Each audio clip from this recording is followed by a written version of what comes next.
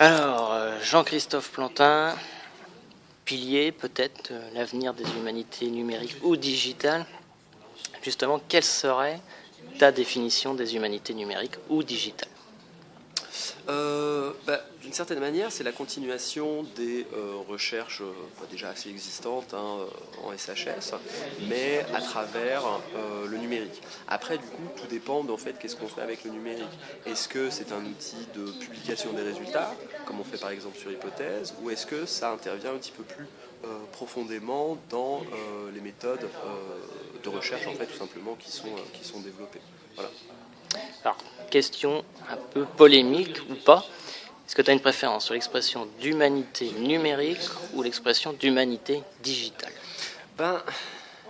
J'ai tendance à utiliser le terme le plus utile sur le moment.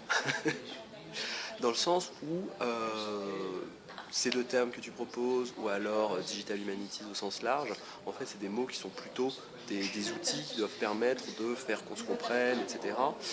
Digital Humanities, ce qui est bien avec ce terme, en fait, c'est que ça permet de rapatrier tout le gros réseau international qu'il y a derrière.